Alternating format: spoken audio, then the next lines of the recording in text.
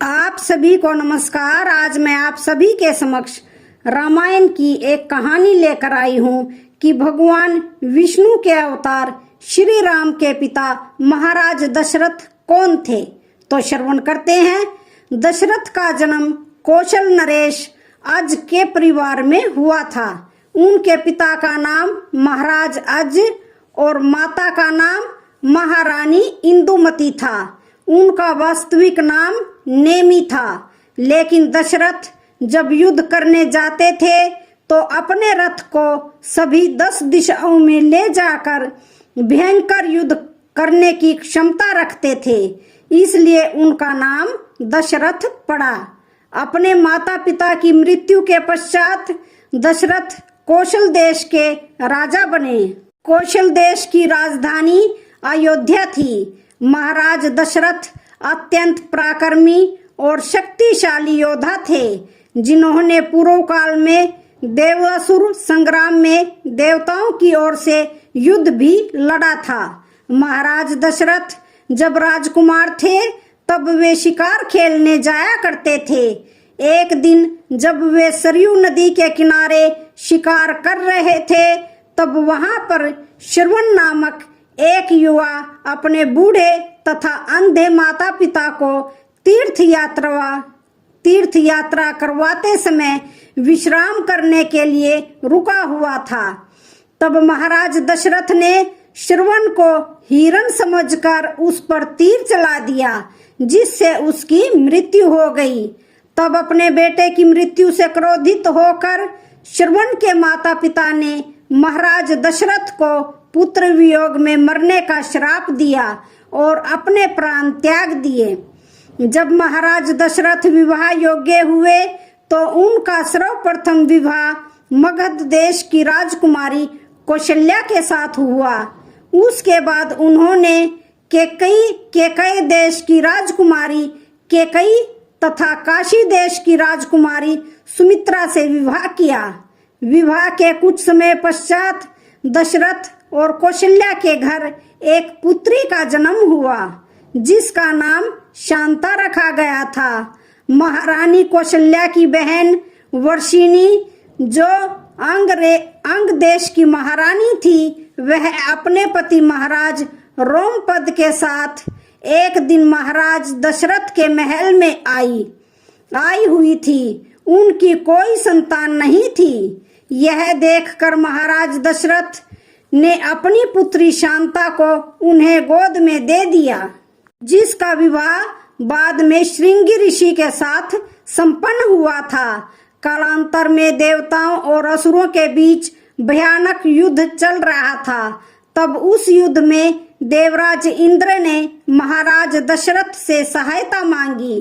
तब महाराज दशरथ अपनी दूसरी पत्नी केकई के साथ उस युद्ध में देवराज इंद्र की सहायता करने के लिए गए थे।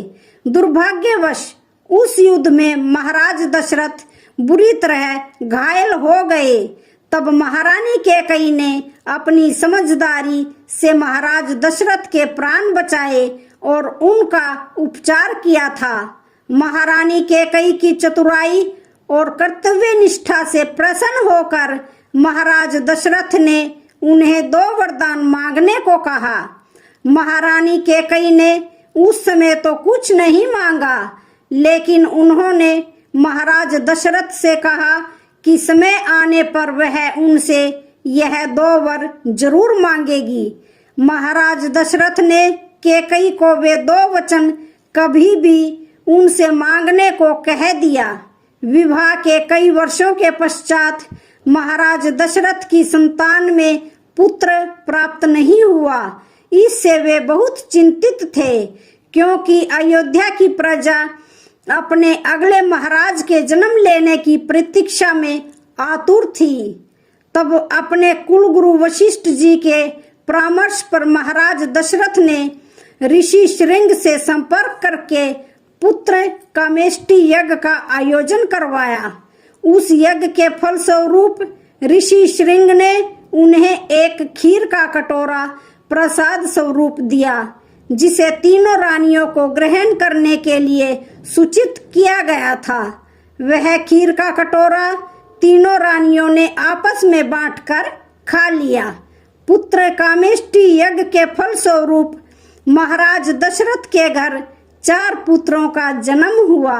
इसमें उन्हें सबसे बड़ी रानी कौशल्या से श्री राम प्राप्त हुए, जो स्वयं भगवान विष्णु के अवतार थे। दूसरी रानी कैकेयी से उन्हें भरत तथा तीसरी रानी सुमित्रा से 2 पुत्र लक्ष्मण और शत्रुघ्न की प्राप्ति हुई। कुछ वर्षों तक सभी राजकुमार का राजमहल में लालन पालन करने के पश्चात महाराज दशरथ ने उनका विद्या संस्कार करके उन्हें कुल गुरु वशिष्ठ जी के आश्रम में शिक्षा ग्रहण करने के लिए भेज दिया। जब चारों राजकुमार अपनी शिक्षा पूर्ण करके अयोध्या वापस आए तो राजमहल में फिर से उत्सव का माहौल बन गया। महाराज दशरथ भी अपने सभी पुत्रों के चरित्र को लेकर बहुत प्रसन्न थे तथा अब समय आ गया था कि वे अपने उत्तरदायित्व से मुक्ति लेना चाहते थे। तब उन्होंने अपने कुलगुरु वशिष्ठ जी को बुलाकर विचार विमर्श किया कि अब उन्हें अयोध्या के राज सिंहासन पर अपने सबसे बड़े पुत्र राम को बैठाकर संन्यास ले लेना चाहिए। उनके इस प्रस्ताव से सभा में सभी सहमत थे तथा उनके कुलगुरु वशिष्ठ ने भी इसकी आज्ञा दे दी। उस समय उनके 2 पुत्र भरत और शत्रुघ्न अपने नाना के घर कैकेयी गए हुए थे। महाराज दशरथ की इच्छा को श्री राम ने आज्ञा मानकर स्वीकार कर लिया। महाराज दशरथ ने अगले दिन श्री राम के राज्याभिषेक की घोषणा पूरे राज्य में करवा दी। इस घोषणा से चारों ओर उल्लास का वातावरण छा गया, लेकिन मंथरा, जो कि महारानी कैकेयी की सबसे प्रिय दासी थी, उसने कैकेयी को भड़का दिया तथा उसके पुत्र भरत को राजा बनाने को कहा। तब दासी मंथरा की योजना के अनुसार कैकेयी उस रात को कोप भवन में चली गई। जब महाराज दशरथ को यह बात पता चली तो बिना देरी किए कोप भवन में गए।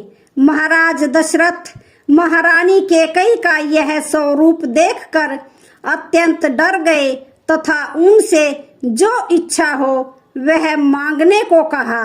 तब महारानी कैकेयी ने अपने वही 2 वचन मांगे जो उन्होंने देवासुर संग्राम में उसे दिए थे। महाराज दशरथ इसके लिए तैयार हो गए तथा उनसे कुछ भी मांगने को कहा। तब कैकेयी ने अपने 2 वचनों में भरत का राज्याभिषेक और श्री राम को 14 वर्ष का वनवास मांग लिया। यह 2 वचन सुनकर महाराज दशरथ विलाप करने लगे। पूरी रात महाराज दशरथ महारानी कैकेयी के कक्ष में बैठे रोते रहे और उससे अपने यह वचन वापस लेने की याचना करते रहे, किंतु महारानी कैकेयी अपने निर्णय से टस से मस नहीं हुई। प्रातःकाल जब यह समाचार श्री राम को मिला तो उन्होंने अपने पिता के वचन को निभाने के लिए वनवास जाने का निर्णय लिया। उनके साथ उनकी पत्नी सीता और भाई लक्ष्मण ने भी वनवास जाने का निर्णय ले लिया। महाराज दशरथ चाहते हुए भी उन्हें नहीं रोक पाए और अपने पुत्र के आदर्शों के आगे उन्हें झुकना पड़ा। अंत में श्री राम, माता सीता और लक्ष्मण महाराज दशरथ की आंखों के सामने वनवास चले गए। श्री राम के वनवास चले जाने के बाद महाराज दशरथ बुरी तरह विलाप करने लगे। तब जैसे ही उन्होंने महारानी कैकेयी को देखा तो क्रोधित होकर उसी समय महारानी कैकेयी का त्याग कर दिया और अपनी पत्नी मानने से मना कर दिया। अब महाराज दशरथ न तो मंत्री परिषद में जाते और ना ही राजकाज संभालते। उन्होंने बिस्तर पकड़ लिया था तथा हमेशा श्री राम का नाम ही जपते रहते और रोते रहते थे। कई बार निद्रा में उनकी आंख खुल जाती और वे राम राम चिल्लाने लगते थे। उनकी यह दशा देखकर राजमहल में सभी दुखी थे।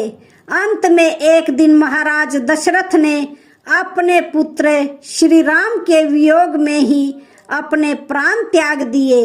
अपनी मृत्यु से पहले उन्हें श्रवण के माता पिता का दिया हुआ श्राप याद आया जो उन्होंने उसे दिया था।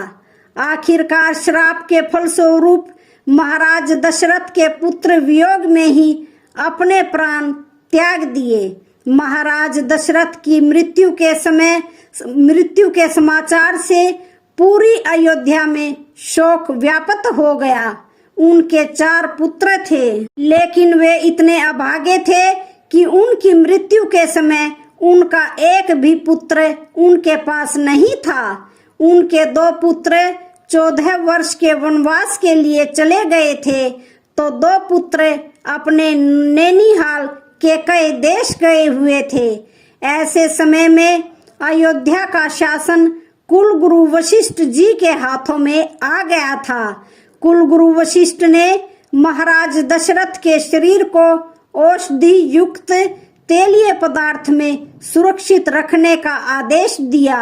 इसके साथ ही उन्होंने कुछ सैनिकों को तुरंत के कई देश जाकर भरत और शत्रुघ्न को त्वरित से अयोध्या वापस लाने का आदेश दिया। कुलगुरु वशिष्ठ का आदेश पाकर राजकुमार भरत और शत्रुघ्न तुरंत अयोध्या के लिए निकल पड़े। वापस आकर उन्हें संपूर्ण घटना का ज्ञान हुआ। इसके पश्चात राजकुमार भरत ने अयोध्या का राज सिंहासन ठुकरा दिया और अपनी मां कैकेयी का हमेशा के लिए त्याग कर दिया। उन्होंने विधिवत अपने पिता दशरथ का अंतिम संस्कार किया तथा श्री राम और माता सीता तथा भाई लक्ष्मण को वनवास से वापस लाने के लिए चित्रकूट जाने के लिए निकल पड़े। तो आज की वीडियो का यहीं पर समापन होता है। वीडियो अच्छी लगे तो